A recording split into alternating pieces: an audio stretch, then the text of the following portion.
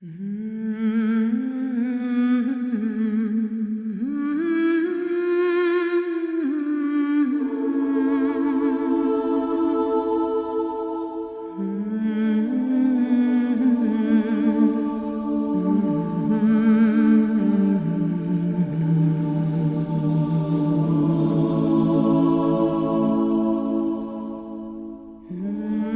to another job comparison, finally with another tank and one that is loved by many. The man, the myth, the fifth healer, the warrior.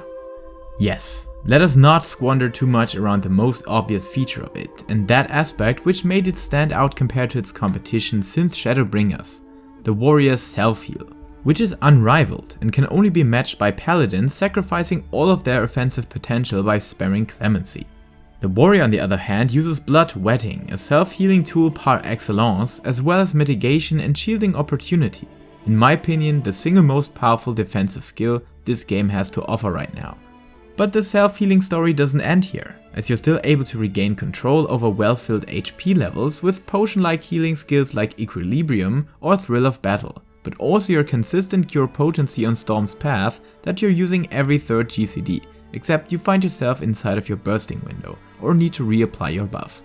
There simply is no competition, as all of these skills are OGCDs and don't hinder the flow of your offensive kit in any way, being a common adapt to many weapon skills unlike a Dark Knight or Gunbreaker for example. All this leads to the myth of the fifth healer, where I have seen videos of warriors taking down endgame dungeons or even raid bosses all by themselves, but at least for old raids, overworld content or the smoothest dungeon daily possible, the warrior is my top recommendation here. Dark Knight might be more fun in dungeons, at least for me personally, but warrior is the way to go if you want to chill slaughter in the evening. However, what's really not falling under the term of chill is the warrior's burst window. Even when being reduced by one weapon skill inside of inner release compared to Shadowbringers, it is crazily powerful still and remains as the ultimate power stance a job has access to, due to the fact that all of your attacks are critical direct hits and will always hit in big numbers consistently. This not only serves to form a clear rotational highlight, but also lets you time your other stuff like defensive tools, party support or whatever might come to your mind with much more ease, as you're just smashing in these big fell cleaves and have a lot of breathing room afterwards. Where even dropping one single GCD is not a big deal, as long as you're lining up your inner release phase with potions or buffs of other party members. Of course, this also grants warrior players the benefit of really powerful opener damage, making it a top choice for overworld content or stuff like Bozja, Zadnor, Eureka, or maybe even the new Endwalker relic content, because you can quickly smash down enemies and get full contribution or fast kills with all the tanking benefits of being literally immortal. All this, the self-heal and the warrior, or in this case the Marauder who becomes a warrior on level 30, is a true beginner's job, and is among my top 3 recommendations when you want to try out Final Fantasy XIV. Not only that you're slowly introduced into a very rewarding yet easy to understand combat system, even for veterans this low skill floor curve is satisfying to play from time to time. And I just had the most chill Aglaya run basically ever, due to how tanks have the survivability advantage plus all the aspects the warrior offers. Just smash in your big cooldowns quickly and you nearly have 60 seconds of time to focus on the boss's mechanics and your environment, without breaking a sweat. Even my low gear compared to what you could have already farmed since patch 6.1 seems to be much more in favor of a warrior, and I dealt way more damage than I did with my paladin. So I guess when gear is not optimized because of how the warrior's burst phase and critical direct hits are designed, this job offers a very forgiving power scaler compared to Dark Knight, Gunbreaker and Paladin, completing the circle of beginner friendliness yet again. Turning this self-healing monster into the most powerful tool to deal with all sorts of duty finder content and your daily loads of dungeons, raids, etc. without needing to gear up, learn all the in-depth details of your job and still having tons of fun, especially with this satisfying infuriate mechanic, turning your next attack into a cleaver or smasher of death and destruction. Another good reason that had been even more intense in the past expansions, but traits of this aspect can still be seen throughout Endwalker, is the fact that warrior is an exceptional main tank and loved by many tanking leaders, due to how sustainability is literally written on the warrior's forehead. And even when warrior hadn't been the top choice in Dragonsong Ultimate because of how much more mitigation is key to survive mechanics there, and self-healing capabilities are not nearly as powerful as they are in content below that difficult level, in Asphodelos this trend changes drastically, and warrior is definitely the top choice for many players when it comes to these types of content, and where self-healing can make a difference. Naturally, this self-sustain is only effective on the warrior itself, making it a crazy strong main tank option, when you have the off mitigation of a Dark Knight or Paladin for example, bringing back the dungeon, open world or duty finder content vibes at least once you hit the gear limits of recent Savage content, and significantly reduce the challenge it provides with significantly increased item levels. Yet it could all just come down to how chill it is to play the warrior in every form of content, and people just want their easy clears with the warrior still offering the shortest cooldown on its death-defying skill Holmgang, compared to the competition at least, plus all the features we talked about earlier. Last but not least, a big selling point that pushed my interest and passion for the warrior again was the fact that it's literally the PvP god drop right now.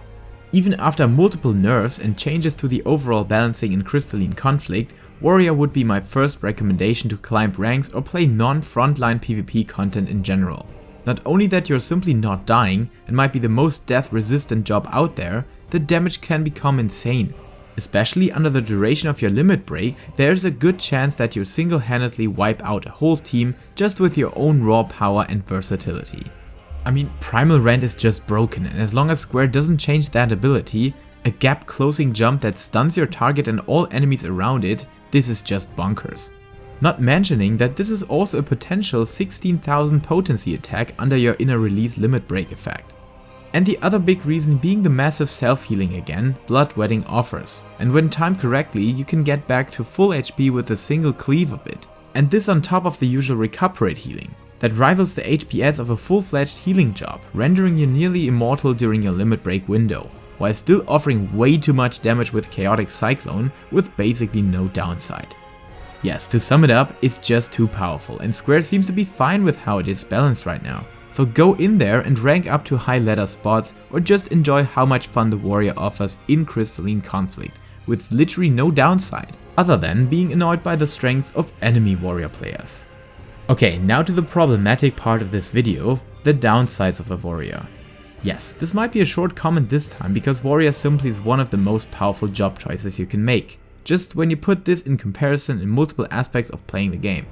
However, there are two big downsides why it's not my main job. That might be a reason to choose another job for you as well. First, the thing with a big cooldown window always buggered me due to how slow and boring the phase between your inner release feels. Yes, of course, this offers a lot of free time and flexibility to focus on mechanics and your defensive stuff,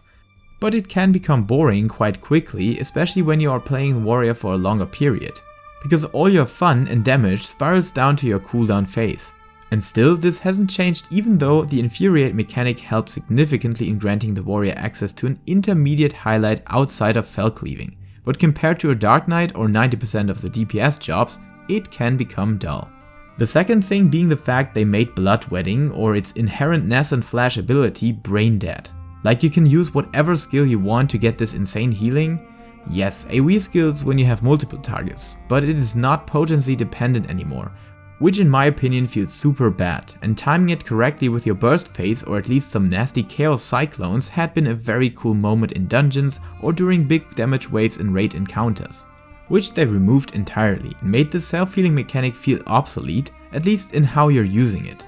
Because you basically can't do it wrong anymore, which also applies to inner release in general, as Felcleave stacks are only being consumed by Felcleave, and you really have to be a 0-int tank to not get the fact that using Felcleave or its AoE alternative might make sense when you activate it inner release. But apart from these details, which might be major or minor to you, the warrior is a beast of a job and could even be my top recommendation overall when you're not entirely focused on theory crafting or optimizing your whole gamer life. But even that can be done on this axe-swinging marauder of power. So give it a try, remember that a weapon is only as strong as the flash who wields it, and if all this didn't persuade you, check out the many other 5 reason videos found in the description. Until then, stay safe, stay healthy, and keep loving Final Fantasy.